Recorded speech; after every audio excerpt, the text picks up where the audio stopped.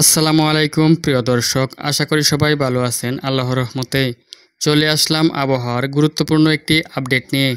সাগরে চলছে নিম্নচাপ, রাত থেকে বইবে দমকা বাতাস, বাড়বে ঝড় বৃষ্টির প্রবণতা।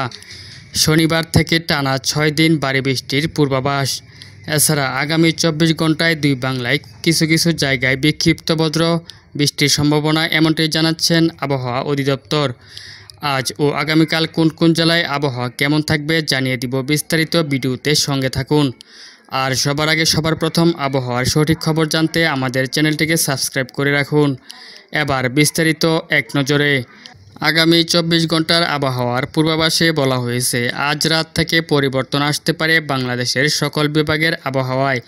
আগামীকাল শনিবার সকাল থেকে টানা 6 দিন বৃষ্টি থাকতে পারে দেশের সকল অঞ্চলে, সেই সাথে বয়ে যেতে পারে দমকা হাওয়া। একই সঙ্গে রাত ও দিনের তাপমাত্রা সর্বোচ্চ 5 ডিগ্রি সেলসিয়াস পর্যন্ত নেমে আসতে পারে। এদিকে আবহাওয়ার আরেক বার্তায় বলা হয়েছে, আগামী 24 ঘন্টায় রংপুর, ময়মনসিংহ, সিলেট, রাজশাহী, ঢাকা ও চট্টগ্রাম বিভাগের কিছু কিছু জায়গায় মাঝারি থেকে অতি ভারী বৃষ্টিপাত হতে পারে। তাছাড়া আগামী 24 ঘন্টায় দেশের সর্বোচ্চ তাপমাত্রা রেকর্ড করা হতে পারে রাজশাহী ও রংপুর বিভাগে 31 ডিগ্রি সেলসিয়াস এবং সর্বনিম্ন তাপমাত্রা থাকবে 29 ডিগ্রি সেলসিয়াস।